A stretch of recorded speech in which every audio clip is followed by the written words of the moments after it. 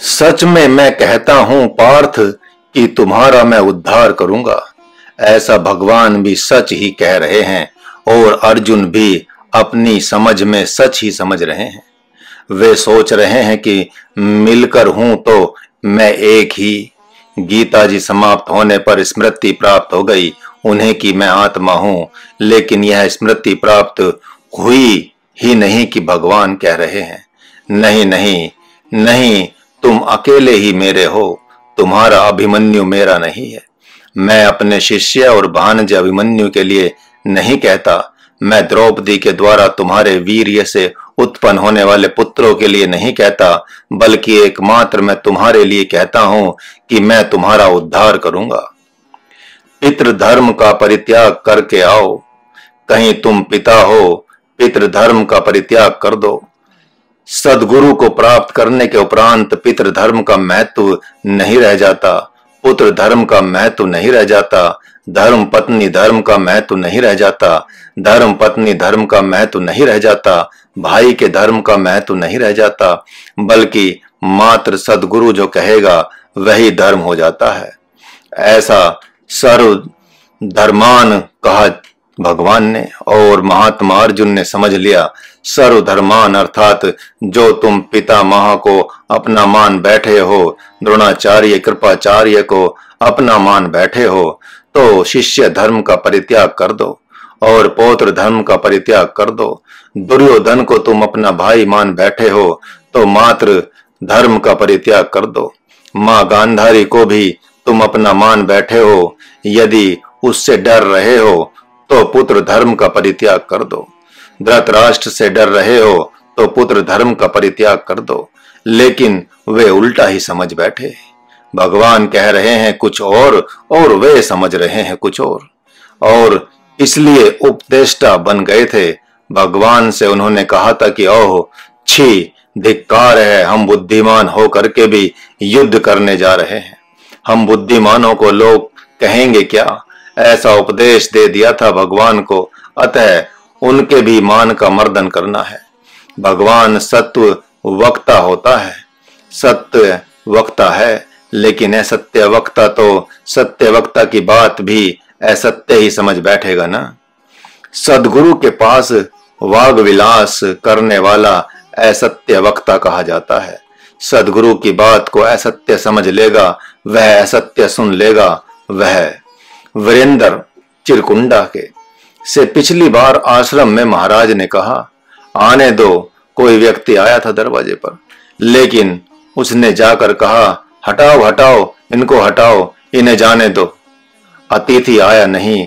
थोड़ी देर के बाद में महाराज ने कहा कि अरे वह अतिथि आया नहीं। तो वीरेंद्र ने कहा कि बाबा आपने कहा था जाने दो। तो कहा महाराज ने अरे क्या हुआ, तूने तो उल्टा ही समझ लिया। इस प्रकार आने दो को जाने दो और जाने दो को आने दो समझेंगे आप। खाने दो को सोने दो और सोने दो को कह देंगे खाने दो।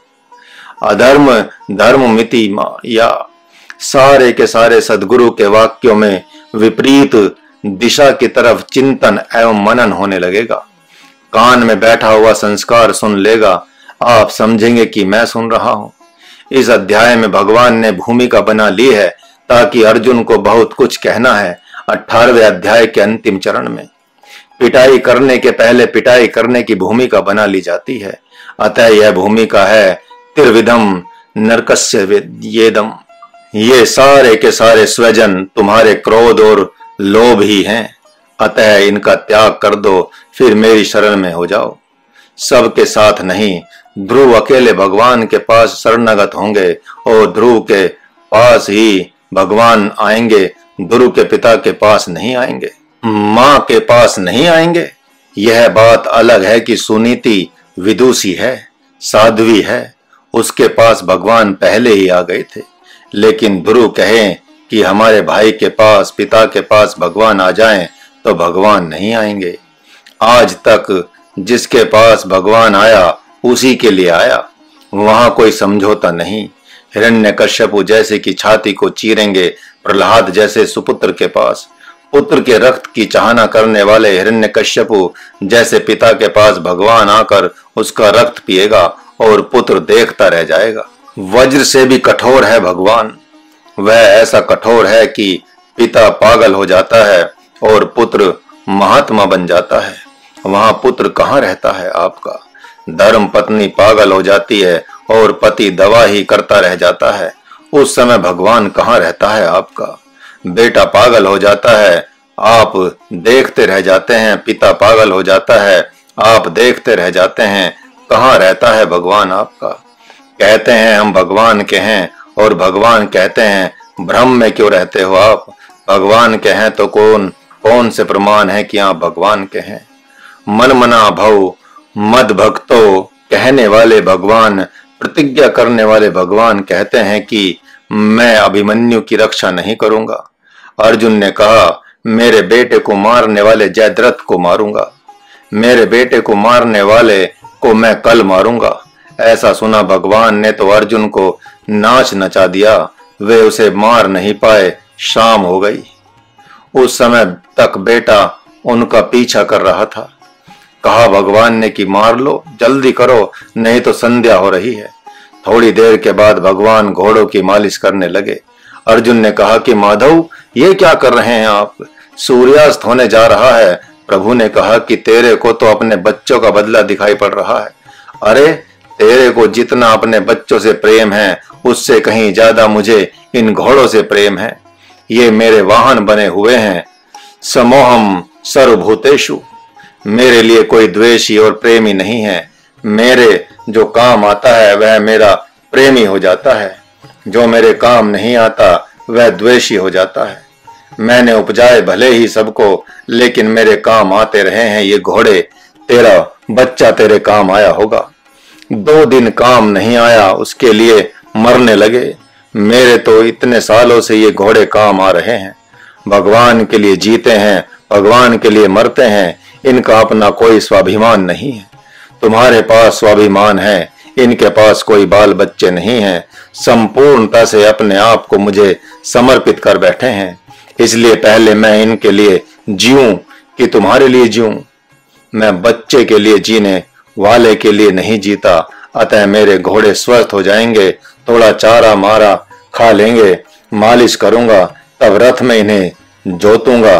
भले तुम्हारा सूरज डूब जाए, चाहे तुम जल के मर जाओ, मेरा इससे कोई संबंध नहीं। पसीना निकल रहा है, हाथ मल रहे हैं अर्जुन, लेकिन भगवान ने कोई प्रतिक्रिया नहीं की। भगवान मन ही मन सोच रहे हैं मारो जयद्रथ को। प्रतिज्ञा की थी तूने, कहाँ गई प्रतिज्ञा? प्रतिज्ञा एक ही करता है, वह है भगवान कि मैं उद्धार करता हूँ और वह सफल होता है। लेकिन जीव प्रतिज्ञा करता है भगवान के पास तो वह असफल हो जाता है। इसलिए भगवान ने कहा कि जीव को प्रतिज्ञा नहीं करनी चाहिए मेरे पास। बलम दर्पम बल, अपने तप का बल, अपनी शक्ति का बल वहां पर आड़े आ गया अर्जुन का। सूर्य अस्त हो गया, नहीं मार पाए, मुंह लटकाए चिता में जलने चल दिए। भगवान ने उनकी प्रतिज्ञा का मान रखा। ऐसे अपराधी अर्जुन का पहले मान मर्दन किया, जिसे आप शरणागत कहते हैं।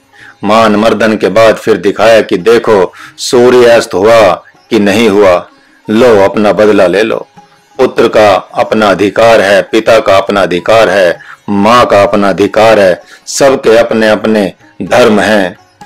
सदगुरु के धर्म में रहकर तो किसी के धर्म को नहीं, परम कर्तव्य को देखते हुए सामूहिक जीवन जीना है, तब कहीं जाकर हम भगवान के होते हैं। भक्त जब प्रतिज्ञा करता है कि पिता माता के लिए मैं झूठ नहीं बोल सकता, पिता माता के लिए चोरी नहीं कर सकता, पिता माता का मान सम्मान मेरा मान सम्मान नहीं है, तो उसका मान सम्मान भगवान का मान सम्मान बन जाता है। यदि ऐसा नहीं मानता तो उसका मान सम्मान स्वाभिमान रावण का मान सम्मान एवं स्वाभिमान हो जाएगा। ये तो रावण ने कहा था कि मेरे कुल की आन बान और शान है ये। वह कुल की दुहाई देता है, भक्त कुल की दुहाई नहीं देता बल्कि भगवान की दुहाई देता है। त्रिविधम नरकस्य वेदम, प्रेय एवं श्रेय 2 मार्ग होते हैं। प्रेय संसार का मार्ग है और श्रेय भगवान का मार्ग होता है। श्रेय मार्ग का चुनाव करने वाले हैं जो, वे तो मेरी आज्ञा अनुसार चलते हैं और जो प्रेम मार्ग का स्वीकार करते हैं वे अपनी माता की, पिता की, भाई बांधव की आज्ञा अनुसार चलते हैं। काम भी आज्ञा देता है, क्रोध भी आज्ञा देता है, लोभ भी आज्ञा देता है। उनकी आज्ञा पालन करते हैं। श्रेय मार्ग का अनुसरण करने वाले मुझे प्राप्त हो जाते हैं और प्रेय मार्ग का अनुसरण करने वाले नरक को प्राप्त हो जाते हैं, क्षुद्र योनियों को प्राप्त हो जाते हैं। मरने के बाद, संसार में नरक भोग लेने के बाद, शरीर छोड़ने के बाद कीट पतंगे हो जाते हैं, गधे बन जाते हैं, खच्चर बन जाते हैं, घोड़े बन जाते हैं, सांप बिच्छू बन जाते हैं। बार बार ये भी नरक योनियां हैं। चाहे कोई कितना भी जप तप योग क्यों न करे, अपने मन से कितना ही घोर जप तप योग करे, लेकिन यदि सद्गुरु का समर्थन न हो, भक्त का आचरण न हो, तो फिर घातक परिणाम हो जाएगा। शंभूक की तरह जिन्होंने अपने मन से घोर जप तप किया, उनकी दुर्गति देखते बनती है। आजकल महाराज तो घर घर में दुर्गति देख रहा है। अपने को भक्त समझने वालों को देखता है कि उनकी दुर्दशा हो रही है। क्यों? इसलिए कि उनमें शास्त्र बुद्धि नहीं है। वर्तते काम कारतः है, वहां व्यवहार काम की आज्ञा से हुआ है, क्रोध की आज्ञा से हुआ है। काम कारतः भौतिक सिद्धि ही नहीं प्राप्त होती है, आध्यात्मिक सिद्धि तो दूर की बात है, परम गति दूर की बात है। सुख तो पहले जन्म के कारण से मिल भी सकता है, किंतु शांति नहीं मिल सकती। चोर की तरह हाय हाय हाय करते रहते हैं। कल के दिन गरीब न हो जाए, मेरा मान न चला जाए, नाक न कट जाए, बस इसीलिए हाय हाय करते रहते हैं। नींद नहीं आती। यह अंतिम मंत्र है गीता अध्याय 16 का। अतः प्रमाण को प्रमाणित करते हुए भगवान अपनी बात का शास्त्र से निर्णय करते हैं और मूर्ख पुराण से निर्णय करते हैं। शास्त्र की बात वे जान नहीं पाएंगे। यदि सच पूछा जाए तो आध्यात्मिक शास्त्र से निर्णय करना चाहिए। उपनिषद ही आध्यात्मिक शास्त्र है। वह कहता है कि जब सद्गुरु सामने हो तो फिर वही दिव्य शास्त्र है, वही दिव्य वेद है, वही दिव्य पुराण है, वही दिव्य स्मृति है, वही नवार्ण आदि मंत्र है, वही सर्वास्त्र है और वही दिव्यास्त्र है। क्या धर्म है, क्या अकर्म है, क्या भला है, क्या बुरा है, वही निर्णय करेगा। यदि आप वहां पर शास्त्र की दुहाई देते हैं और कहते हैं कि मैं यहाँ पर सत्य हूं, तो आप अपराधी हैं। आप जब सत्य कहते हैं, अपने को उसकी बात को काटते हैं, तो इससे सिद्ध होता है कि आपकी दृष्टि में वह अंतर्यामी नहीं है। इससे सिद्ध होता है कि आपकी दृष्टि में वह भूत भविष्य वर्तमान को नहीं जानता। इससे सिद्ध होता है कि आप ये सिद्ध कर रहे हैं कि उसने कहीं से सुन लिया है, कच्चा कान है उसका, इसलिए मुझे दोषी ठहरा रहा है। गुरुदेव के पास महाराज ने एक पत्र लिखा सन 1984 में। एक संत के ऊपर आक्षेप किया था। वे सत्य युग के अंतिम चरण के संत थे। उनका नाम रैकू था। उनके पास एक राजा ब्रह्म ज्ञान मांगने गया। बैलगाड़ी के नीचे वे बैठे हुए थे। शरीर में खुजली हो गई थी। शरीर देखने में गंदा लग रहा था। लगता था जैसे कोढ़ी बैठा है। तो लौट आए और अपने गुरु से कहा, वह ब्रह्म ज्ञानी हो सकता है? वह तो चिल्ला रहा था, ऐसा लग रहा था जैसे कहाँ का भिखारी है। तो गुरु ने कहा, अरे मूर्ख, ब्रह्म ज्ञानी वही है। फिर गए, कहा कि महाराज, है प्रभु, मैं आपसे ब्रह्म ज्ञान मांगने आया हूँ। पहले के राजा राज ऋषि होते थे, ब्रह्म ज्ञान की चाहना करते थे, तपस्वी हुआ करते थे, निष्कामी हुआ करते थे। कृपा करें आप। आत्मज्ञ रैकू ने कहा कि अरे, तू चमड़े का पुजारी है। चमार वही होता है जो चमड़े को देखता है। चमड़े को देखने वाला चमार कहलाता है। वह चमार ब्रह्म ज्ञान का अधिकारी नहीं होता। तो तुझको मैं कोढ़ी दिखाई पड़ रहा था, अतः जा जा, पहले तुम ब्राह्मण बनकर आना, ब्रह्मचारी बनकर आना, तब तुम्हें ब्रह्म ज्ञान दिया जाएगा। आ गए, बड़ा घोर पश्चाताप किया। वहां से क्षमा मांग कर आए। कुछ काल ब्रह्मचर्य का पालन किया। दूसरी बार वह पहुंचे तो फिर गलती हो गई। सोना चांदी हीरा जवाहरात रथ पर लेकर चल पड़े और भेंट किया। रैकुन ने कहा, तू तो पत्थर का पुजारी है, पहले चमड़े का पुजारी था, अब पत्थर का पुजारी। तो कहा कि पत्थर से कहीं ब्रह्म ज्ञान मिलता है? कहा, जा जा जा, अभी ब्रह्मचर्य का पालन कर। बेचारा रथ पर अपना खजाना लेकर चला गया। घोर पश्चाताप किया। तीसरी बार प्रज्ञा चक्षु खुली और एक गाय लिया और एक अपनी कन्या को लिया जो आत्मज्ञान ही चाहती थी। उसने कन्या से कहा, बेटी, मैं तुमको दान दूंगा एक आत्मज्ञानी संत को, क्योंकि मुझे उनसे ब्रह्म ज्ञान लेना है। क्या तुम स्वीकार करोगी? बेटी ने कहा, जी, आप चाहे जिसे दान कर दें। अब इस बार साथ में सोना चांदी हीरा जवाहरात नहीं था, अब केवल एक गाय थी दुधारू, एक दिव्य गाय थी और एक कन्या थी। उस दिव्य गाय को और कन्या को भेंट कर दिया तथा कहा, है प्रभु, अब आप कृपा करें। पहले की परंपरा थी कि उस समय कन्या का दान करते थे संतों को। ऐसी हजारों कथाएं हैं। जैसे सोभरी ऋषि के पास एक राजा के साथ कन्याएं चली गई तो रैकू के व्यवहार के प्रति महाराज को दोष दर्शन हो गया। गुरुदेव के पास लिखा कि एक तरफ आत्मज्ञानी संत है रैकू और दूसरी तरफ कन्या का दान ले लिया, तो फिर यह क्या बात है?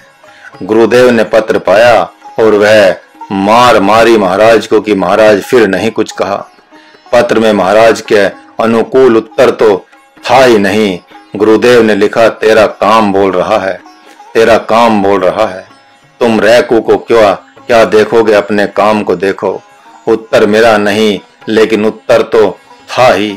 महाराज आया इंदौर से सासाराम, चरणों में प्रणाम किया, कहा कि गुरुदेव अपराध को क्षमा करें, सचमुच में काम बोल रहा था। इस प्रकार सदगुरु के पास कोई प्रतिवाद क्या करेगा? वह कहाँ बोल रहा है, कहाँ नहीं बोल रहा है, क्यों बोल रहा है, वह तो एक बहाना बनाता है कि उन्होंने ऐसा कहा, वे वैसा कह रहे हैं। इसलिए अब आप सब भी विचार करें कि आप सब हैं कौन? असुर हैं, देवता हैं, मनुष्य हैं या भक्त हैं? क्या हैं आप? यदि भक्त हैं तो दिव्य वातावरण तो आपका यहीं बन जाना चाहिए। 3 साल बहुत होता है दिव्य वातावरण बनने के लिए। 3 साल नहीं तो 6 साल, 6 साल नहीं तो 9 साल, 9 साल नहीं तो 12 साल, यह अंतिम अवधि है। इसके आगे तो किसी भक्त के पास ऐसा नहीं देखा गया। हाँ, अब संत का ही शाप है तो राजा दशरथ अपना प्राण छोड़ देंगे, लेकिन 14 साल के बाद अयोध्या पुनः हरी भरी हो जाएगी। राम राजा बनेंगे, भरत लक्ष्मण चवन डुलाएंगे, शत्रुघ्न सेवकाई करेंगे, माँ कौशल्या एवं वही कैकई जो दुर्बुद्धि वाली हो गई थी तथा सुमित्रा, ये तीनों माताएं आरती उतारेंगी। 14 साल की अवधि है। 14 साल के उपरांत तो संत का शाप भी समाप्त हो जाता है। यदि आप धर्म के साथ रह रहे हैं तो, यदि संत का शाप नहीं है तो 3 साल बहुत होता है। 3 साल में दिव्य वातावरण हो जाना चाहिए, भक्ति निर्मल हो जानी चाहिए, समर्पण संपूर्ण हो जाना चाहिए, हर तरफ से संपन्नता आ जानी चाहिए, शरीर निरोग हो जाना चाहिए, वाणी में सत्य का वास हो जाना चाहिए, दृष्टि शुभ दृष्टि हो जानी चाहिए, अर्थात जो भक्त के पास होना चाहिए वह सब कुछ हो जाना चाहिए। यदि नहीं हो रहा है तो विचार का विषय है। अर्जुन मन ही मन हंस रहे हैं कि प्रभु इधर तो शास्त्र के अनुसार चलने को कह रहे हैं और उधर शास्त्र के मर्म को जानने वाले पितामह भीष्म के साथ युद्ध करने को कह रहे हैं। भगवान ने मन की बात ताड़कर कहा कि शास्त्र को जानने एवं उसके अनुरूप व्यवहार करने में अंतर है। इन्होंने अवश्य ही धर्मशास्त्र की आज्ञा का उल्लंघन किया है, तभी तो दुर्योधन ने इन्हें अपना दास बना लिया। इनके सामने तो शास्त्र मत के साथ साथ संत मत भी था, इसलिए कि विदुर जैसे संत ने धृतराष्ट्र एवं दुर्योधन आदि के न मानने पर संन्यास ले लिया। अतः इन्हें भी वैसा ही करना चाहिए था। यही नियम सभी साधुकों को अपनाना चाहिए। एक दिन कृपानंद ने कहा था कि 18वां अध्याय गीता जी का पाठ रोज करता हूं तो भी कुछ शांति नहीं मिल रही है। महाराज ने कहा, यदि 18वां अध्याय गीता जी का पाठ करना ही है तो सुबह ही कर लो, दिन भर क्यों करते रहते हो? अन्य समय में पाठ किए हुए का चिंतन करो और अपने लिए प्रभु ने क्या कहा वैसा व्यवहार में प्रयोग करो। महाराज तो कहता ही रहता है कि 1 घंटा जप करने के बाद 3 घंटे चिंतन, 1 घंटा प्राणायाम के बाद 3 घंटे का ध्यान, 3 घंटे का ध्यान करने के बाद 6 घंटे का चिंतन। जब कोई ऐसा करता है तब उसे शांति मिलती है। तथा जप एवं ध्यान में विशेष समय जा रहा है तो एक ही अध्याय का पाठ करो। आज प्रथम, कल द्वितीय, आदि आदि। हर अध्याय में भगवान ने आपके योग्य व्यवहार दिया है। वह व्यवहार प्रभु ने प्रयोग के लिए दिया है, न कि पाठ ही के लिए। हर अध्याय आपके जीवन का दर्पण है जो आपके गुण एवं दोष दोनों को प्रकट करता है। अतः प्रभु का स्मरण करते हुए अपने दोषों को दूर करने का प्रयत्न करो। एक साधक ने कहा महाराज से कि अब के पूर्व में जहां रहता था वहां इससे विशेष साधन भजन कर लेता था। महाराज ने कहा, क्यों नहीं, आपने इतनी साधना की कि शरीर में 50 रोग प्रकट हो गए। जहां जप तप योग से शरीर निर्मल हो जाता है, भले ही हड्डी ही क्यों न बचे, वहीं आपका तो उल्टा हो गया, शरीर ही चौपट हो गया। आप दिन भर भगवान के जप एवं ध्यान में ही रहते थे तो भी आपके जप एवं शरीर को भगवान ने कहीं का न रखा। अब कुछ ही दिन में शरीर या तो चला जाता या चिकित्सालय में भर्ती होता। फिर आपका शरीर चौपट क्यों हो गया? भगवान ने आपकी रक्षा क्यों नहीं की? इसलिए कि आपके पास साधना के किसी न किसी अंग का अभाव था। इस पर आप विचार करें। ऐसी साधना थी आपकी कि दिन में वीर्यपात, रात में वीर्यपात, पेशाब के द्वारा वीर्यपात, मल के द्वारा वीर्यपात होता था। छी धिक्कार है आपको जो कह रहे हैं कि उस समय ज्यादा भजन कर लेता था। अरे वहां दिन भर जप एवं ध्यान करते थे तो उसे ही यहाँ भी करते रहो, और जिस साधन का अभाव था उस साधन को भी पकड़ लो। अब से नियम अनुसार शुद्ध सात्विक हल्का आहार समय से प्राप्त करो। दिन में सोना छोड़कर रात्रि में समय से सो और जागो। समय अनुसार आसन, प्राणायाम, स्वाध्याय, चिंतन, सत्संग करो तथा अपने मन की हर बात सद्गुरु को समर्पित कर दो।